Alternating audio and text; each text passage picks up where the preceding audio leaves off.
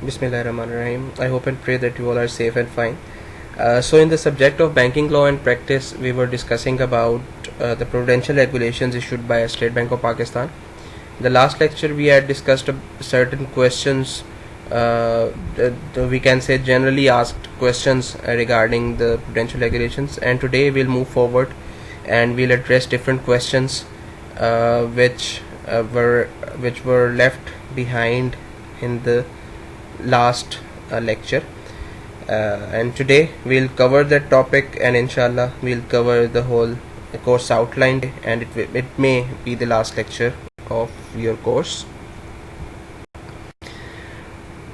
So the next question is, can the bank or DFIs ask their customers to fulfill more requirement or condition than required in prudential regulations? Then the answer is yes. Prudential regulations का मतलब है कि prudential regulation या state bank एक boundary बना दी है जो generally prudently जो बेहतर तरीके से वो समझता था मुख्तलिफ स्टेक होल्डर के साथ मिल के उसने एक बाउंड्री बना दी कि ये वो रेगुलेशंस हैं जिनसे बाहर नहीं जाया जा सकता। लेकिन उस बाउंड्री के अंदर अगर कोई बैंक रूल्स को मज़ीद स्ट्रिक्ट करना चाहे, अपने प्रोसेस को, इंटरनल प्रोसेस को मज़ीद स्ट्रॉन्ग करना चाहे, तो ये उसको इख्तियार हासिल है। हाँ, बैंक बाउंड्री क्रॉस नहीं कर सकता, प्रूडेंशियल रेगुलेशंस को तोड़ नहीं सकता अनटिल एंड अनलेस के वो एग्जेम्पशन ले या कोई अप्रूवल ले। लेकिन अगर वो प्रूडेंशियल रेगुलेशंस के मुकाबले में अपनी जो पॉलिसी मेकिंग है, जो मोडालिटीज़ हैं, उसको ज़्यादा स्ट्रिक्ट करना चाहिए या ज़्यादा आप कह सकें से फुल प्रूफ बनाना चाहे, तो ये अलाउड है। सो अगर कोई चीज़ प्रूडेंशियल रेगुलेशन, जैसे यहाँ पे लिखा हुआ the prudential regulation issued by the prudential regulations issued by SBP are the minimum requirements to be complied by the banks. So ये वो मिनिमम चीज़ें हैं जो बैंक ने करनी है, लेकिन अगर बैंक चाहता है इससे ज़्यादा कोई स्ट्रिक्ट रूल्स बन जाए, that is up to the bank. Thus the bank or DFI may ask their customer to fulfill additional requirements deemed necessary by them. Clear? So it's simple that prudential regulations are the minimum requirement which must be met by the bank. However, if the bank wants to get it more strict tier, that means the bank can make all the policies, all the rules and regulations जो कि इसको ज़्यादा strict कर सकते हैं. Do prudential regulations for corporate or commercial bank cover only corporate customers? So basically ऐसा नहीं है कि अगर कोई corporate का हम नाम ले रहे हैं तो उससे मतलब है कोई कंपनी. अगर मैं corporate का नाम ले रहा हूँ तो इसका मतलब लाजमी तौर पर यूनिलीवर ही होगा. No. कॉर्पोरेट का मतलब ऐसा है, ये है कि जो एसएमई में नहीं आता, जिसकी एक स्पेसिफिक डेफिनेशन है कि इतनी उसकी सेल्स हैं, इतने एम्प्लॉयज़ हैं या इतने आप कह सकते हैं उसका प्रॉफिट है. So even an individual, a firm, a company और इवन एन इंडिविजुअल जो वो फॉर्मेलिटीज़ को या उस कैटेगरी पे पूरा उतरता है, हम उसको कॉर्पोरेट कहेंगे, चाहे वो एक इंडिविजुअल है और कंपनी नहीं है. So any borrower who does not fall in the jurisdiction of prudential regulations for SME financing and PRs for consumer financing will be subject to provision of prudential regulations for corporate or commercial banking. So that means State Bank ने ये बता दिया है कि SME में कौन से लोग आते हैं या कौन से इदारे आते हैं, ये बता दिया है कि कंज्यूमर फाइनेंसिंग क्या है और कैसे होती है और कौन से लोग उसमें आएंगे. उसके अलावा जो कंज्यूमर में फॉल नहीं करता, जो एसएमई में फॉल नहीं करता, वो कॉर्पोरेट कस्टमर कहलाएगा, चाहे वो एक इंडिविजुअल ही क्यों ना हो. Thus, a borrower under the prudential regulations for corporate or commercial banking may be an individual, proprietor, partnership or a company. So corporate का आपने सिर्फ ये देखना है कि कॉर्पोरेट से मतलब ये नहीं है कि सिर्फ एक कॉर्पोरेट एंटिटी, एक कंपनी, एक बड़ा कोई जाइंट बिजनेस होगा. Even an individual who does not fall in the category of consumer and SME और उसके जो बाकी पैरामीटर्स हैं वो फॉल करते हैं कॉर्पोरेट में, तो एक इंडिविजुअल भी कॉर्पोरेट कस्टमर या उसके ऊपर जो रूल्स रेगुलेशंस लगेंगे वो कॉर्पोरेट वाले ही होंगे. The next question is, would the loan or advances allowed prior to the issuance of new prudential regulations also be subject to application of the new prudential regulations? So the answer is, the loans or advances allowed prior to the issuance of the new prudential regulation will be subject to the old prudential regulations till the date of their liquidation or renewal, whichever is earlier. So इसका मतलब है, for example prudential regulations issue हुए 2015 में, उससे पहले issue हुए थे 2010 में. अब कोई इंडिविजुअल 2013 में लोन लेता है तो उसके ऊपर ऑब्वियसली 2010 वाले रूल अप्लाई कर रहे हैं. 13 में भी वही हुए, 2014 में भी 2010 वाले होंगे. 2015 में नए रेगुलेशन आ गए. लेकिन उसके लोन तो अभी पुराने वाला चल रहा है, सो ऐसी सूरत में उसके ऊपर जो रूल्स एप्लीकेबल होंगे वो 2010 वाले ही होंगे, अनटिल एंड अनलेस के वो अपने लोन को एडजस्ट करवा के दोबारा लोन लेता है। अब अगर वो दोबारा लोन लेगा तो ऐसी सूरत में उसके ऊपर नए वाले रूल्स रेगुलेशंस अप्लाई होंगे, नंबर 1। नंबर 2, नॉर्मली हर कस्टमर की जो क्रेडिट फैसिलिटीज़ हैं, यानी कि बैंक ने जिनको लोन दिया हुआ है, वो हर साल रीन्यू होती हैं। मतलब जैसे आपने रनिंग फाइनेंस पढ़ा हुआ है, जैसे आपने एफडीबीपी पढ़ा हुआ है, सो ये तमाम जो लिमिट्स होती हैं या जो कस्टमर को लोन दिया जाता है, ये लिमिट्स को हर साल रीन्यू किया जाता है। अब या तो कस्टमर ने सारा पैसा वापस कर दिया और नया लेने आया, तब भी नए रूल्स अप्लाई होंगे, या फिर वो रिन्यूअल आ गया, मतलब कस्टमर की लिमिट सारी एक्सपायर होने वाली हैं और एक्सपायर होने से पहले न्यू रेगुलेशंस आ चुके हैं। सो जब तक तो एक्सपायर नहीं हुई तब तक तो पुराने 2010 वाले रेगुलेशंस अप्लाई हो रहे हैं, लेकिन अब रिन्यूअल आ गया है तो रिन्यूअल के वक्त और उसके बाद जो नए प्रूडेंशियल रेगुलेशंस थे यानी कि 2015 वाले, वो अप्लाई किए जाएंगे। Clear? So these were some basic questions जो आपको समझना ज़रूरी थे, सो वो मैंने आपके साथ शेयर किए। अब हम आगे चलते हैं कि prudential PR means prudential regulation. So prudential regulation actually in 5 चीज़ों पे, जिसमें 3 रूल्स हैं, एक डेफिनेशन का पार्ट है और एक एनेक्सचर्स का पार्ट है, यानी कि कुछ एडिशनल जो रिक्वायरमेंट्स हैं। सो बेसिकली ये 5 चीज़ों पे प्रूडेंशियल रेगुलेशंस मुश्तमिल हैं, जिसमें सबसे पहला है डेफिनेशंस। उसमें मुख्तलिफ, जब भी कोई लॉ आप पढ़ेंगे, जब भी आप कोई ऑर्डिनेंस पढ़ेंगे, तो सबसे पहले डिफाइन किया गया होगा चीज़ों को कि हम इस लॉ के अंदर जिन टर्मिनोलॉजीज़ को यूज़ कर रहे हैं वो एक्चुअली है क्या। सो डेफिनेशंस अगर आप देखेंगे, मैंने आपको लास्ट लेक्चर में एडवाइस किया था कि आप प्रूडेंशियल रेगुलेशंस की फ़ाइल डाउनलोड करें और उसको एक दफ़ा कंटेंट को देखें कि उसमें क्या चीज़ है। सो आपको सबसे पहले उसकी डेफिनेशंस मिली होंगी, जिसमें बैंक क्या है उसको डिफ़ाइन किया गया होगा, कस्टमर क्या है उसको डिफ़ाइन किया गया होगा, डीएफआई क्या है उसको डिफ़ाइन किया गया होगा, एक्सपोजर क्या है उसको डिफाइन किया होगा। So basically in the definitions phase तमाम चीज़ें जो उस लॉ में प्रूडेंशियल रेगुलेशंस में डिस्कस हुई हैं उनको पहले बताया गया होगा कि ये चीज़ें, इनसे हमारा मतलब क्या है। देन उसका फर्स्ट पार्ट जो रूल्स का आएगा, दैट इज़ वो तमाम रूल्स जो R10 तक जाते हैं, ये नेक्स्ट स्लाइड में अभी हम देखते हैं, वो रिस्क मैनेजमेंट के ऊपर होगा। यानी कि कितना किसी को लोन दिया जा सकता है, हम रिस्क कहते किसको हैं, एक्सपोजर कहते किसको हैं, किसके ऊपर कितना एक्सपोजर लिया जा सकता है, कौन सी ऐसी फाइनेंसिंग या सिक्योरिटी होगी जिसकी वजह से हम एक्सपोजर में शामिल नहीं करेंगे एक अमाउंट को। सो ऐसे तमाम रूल्स रेगुलेशंस जो रिस्क मैनेजमेंट से रिलेटेड है उनको हम R से डिनोट करते हैं। सो ये पहला पार्ट है प्रूडेंशियल रेगुलेशंस का। Then the second part is corporate governance. Corporate governance में जो रूल्स हैं, जो स्टेट बैंक की तरफ से बैंकों को रेगुलेशंस बताए गए हैं, वो गवर्नेंस से रिलेटेड है कि डायरेक्टर्स कौन हो सकते हैं, सीईओ कैसे हो सकते हैं, मैनेजिंग डायरेक्टर की क्वालिफिकेशन क्या होनी चाहिए। सो बेसिकली ये गवर्नेंस से रिलेटेड रूल्स हैं। एंड देन लास्टली ऑपरेशंस, इनको ओ से डिनोट किया जाता है। ऑपरेशंस का मतलब कि डे टू डे जो ट्रांजैक्शंस हैं, जो सस्पिशियस ट्रांजैक्शंस हैं या जो विंडो ड्रेसिंग है, इनको कैसे बैंक ने कंट्रोल करना है और कैसे उसको ओवरव्यू करना है। सो ऑपरेशन से related, day to day transaction से रिलेटेड, कस्टमर डीलिंग से रिलेटेड जो रूल्स रेगुलेशंस हैं वो ऑपरेशंस का पार्ट होते हैं। एंड लास्ट में एनेक्सचर्स हैं, जैसे रिस्क मैनेजमेंट में कोई चीज़ अगर डिफाइन की गई है और उसमें कोई एडिशनल कोई फॉर्मेट है, कोई रिक्वेस्ट का तरीकाकार है या कोई फर्दर एलेबोरेशन है, तो उनको एनेक्सचर्स में लिखा जाता है।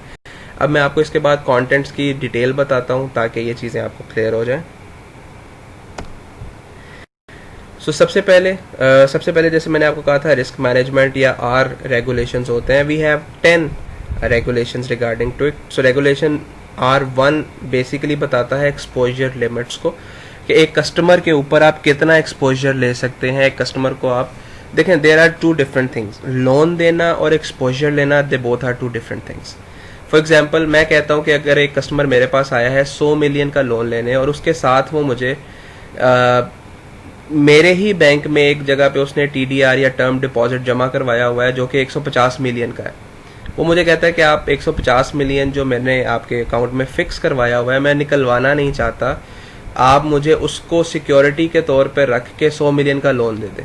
अब ऐसी सूरत में मेरा लोन तो 100 मिलियन है एज अ बैंकर, लेकिन एक्सपोजर नहीं है, क्योंकि अगर कस्टमर लोन वापस नहीं करता तो मेरे पास ऑलरेडी कस्टमर का 150 मिलियन पड़ा है, मैं उसमें से अपना लोन प्लस इंटरेस्ट वापस ले लूंगा।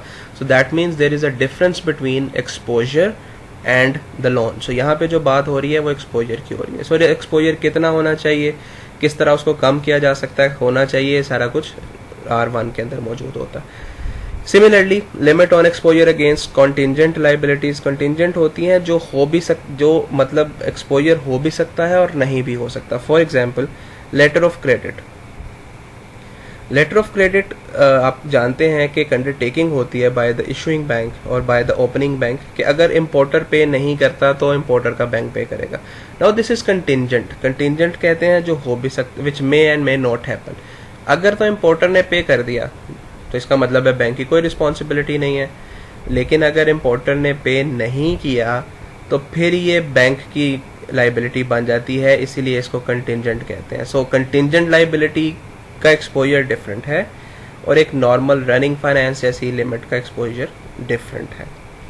देन R3 में financial analysis and other condition से रिलेटेड है, R4 में सिक्योरिटी एंड मार्जिन्स हैं, R5 6 इस तरह मॉनिटरिंग, TFCs, गारंटी, क्लासिफिकेशन और डिविडेंड की हद तक ये बात जाती है। बिकॉज आपने ये सब्जेक्ट पढ़ा हुआ है, so I think you already have deep understanding about these regulations. Then the second part is corporate governance. Corporate governance में चार basically rules हैं जिनको हम G1 से G4 तक कहते हैं।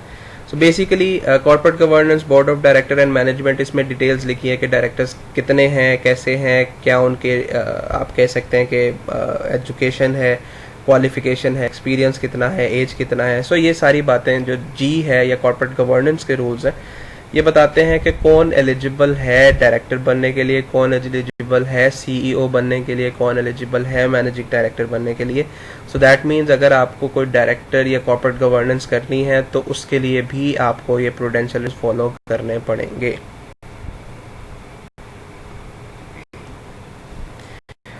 And as I have already told you about the operations, इसमें 5 रूल्स बेसिकली हैं, जिसमें फर्स्ट पार्ट जो है that is undertaking of cash payment outside the banks authorised place of business. Because bank की तो काम ही है कैश पेमेंट्स लेना, कैश रिसीविंग करना। सो बैंक अपने ब्रांच से या अपने प्रेमिसेस से या अपनी बाउंड्री से निकल के कैश में डील कर सकता है या नहीं कर सकता, क्या चीज़ ऑथराइज्ड है और क्या चीज़ ऑथराइज्ड नहीं है, ये उससे रिलेटेड है। O2 हमें बताता है विंडो ड्रेसिंग का। विंडो ड्रेसिंग मीन्स आप जैसे हम कहते हैं विंडो शॉपिंग, कि हम गए हैं और हमने एक्चुअली सिर्फ देखा है, कुछ परचेज नहीं किया। अब विंडो ड्रेसिंग में A अकाउंट से पैसा निकाल के B अकाउंट, ये चले इसकी आसान एग्जांपल देता हूँ। लेट्स से आपके पास एक कस्टमर आया है और उसने आपसे 100 मिलियन का लोन लिया, जिसकी 10 मिलियन इंस्टॉलमेंट बनती है 1 साल के बाद। अब 1 साल गुजर गया और 10 मिलियन कस्टमर से वापस आना है, लेकिन कस्टमर के पास पैसे नहीं है। अब आइडियली अगर कस्टमर आपको पैसे वापस नहीं कर रहा तो उसको प्रोविजनिंग में चला जाना चाहिए, यानी कि कस्टमर की ECIB रिपोर्ट में लिखा जाना चाहिए कि कस्टमर ने इंस्टॉलमेंट डिले की है, पे नहीं की।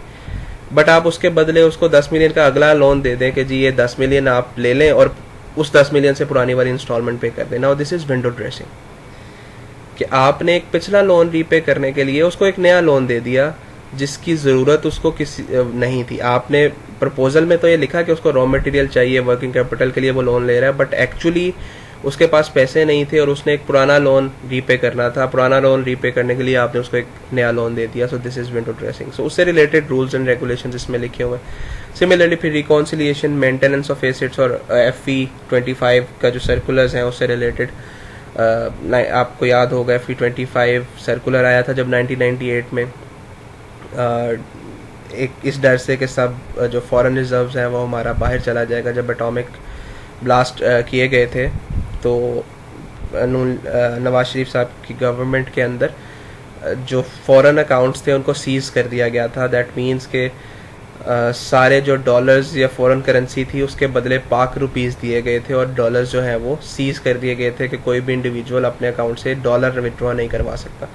फिर ऐसी सिचुएशन में लोगों का ट्रस्ट बिल्ड करने के लिए कि फ्यूचर में ऐसा नहीं होगा, एक सर्कुलर निकाला गया जिसको हम FE25 सर्कुलर के नाम से जानते हैं कि ये जो हुआ था, जो सीज किए गए थे, आइंदा ऐसा कभी नहीं होगा, ताकि लोगों का ट्रस्ट बहाल किया जा सके और लोग जो हैं वो बैंक में डॉलर्स या फॉरेन करेंसी को डिपॉजिट करवा सकें. So these were relating to operations. So legal position of these prudential regulations are, they are very important. Banks or DFIs are advised to ensure meticulous compliance of these regulations in letter and spirit. So bank को हर हालत में banks और DFIs को इन regulations को follow करना है, और अगर कोई बैंक या DFI इनको follow नहीं करता तो एक punitive action under the provision of Banking Ordinance 1962 लिया जा सकता है. So that means each and every bank and DFI must have to obey all those rules and regulations, and if any non-compliance or circumvention of the requirements, कोई भी ऐसी चीज़ जो avoid की जा रही है या कंप्लाई नहीं की जा रही या प्रूडेंशियल रेगुलेशंस को फॉलो नहीं किया जा रहा, ऐसी सूरत में बैंकों के बारे में प्यूनिटिव एक्शन पेनलाइज किया जा सकता है उनको, जिसकी रूल्स रेगुलेशंस लिखे गए हैं बैंकिंग ऑर्डिनेंस 1962 में. So in other words, it is very important to follow all those regulations. Bank नहीं करेगा तो उनको पेनलाइज किया जाएगा, और एक लेवल ये भी हो सकता है कि उनका लाइसेंस कैंसिल कर दिया जाए. So here we come toward the end of this topic as well as to the course outline of our subject. I hope कि आपने इस सब्जेक्ट में बहुत कुछ नया सीखा होगा, और बहुत कुछ ऐसा भी है जो आपने पहले पढ़ा हुआ था, सो हमने उसको एक एडवांस लेवल पे जाके स्टडी किया. अब एक टफ और चैलेंजिंग कंडीशन है पैंडमिक के बारे में. आपका जो पेपर है वो नॉर्मल रवायती तरीके से थोड़ा सा हट के हो रहा है. it will be the MCQs, 20 marks for the midterm and then the 60 marks for the final term, and all will be the MCQs. So I advise you people to read all these slides carefully, to consult all the relevant topics that we had discussed, to listen all the video lectures that I have shared with you. And if you have done all these things, I firmly believe that your paper will be good, and you will get better marks inshallah. So any further question, if you have, they will be answered on the Zoom session. And apart from it, I think I have conveyed all the things and all the material which were relevant, which were important for the subject. Still, if you think that you need anything, you need any help, need any guidance, you have my you can contact me through CR or GR, and we can arrange any additional session, and I can also reply on the WhatsApp or by any means which you feel comfortable. So wish you very best of luck, not only for the subject but for the exams and for the rest of your life. Stay blessed. Jazakallah.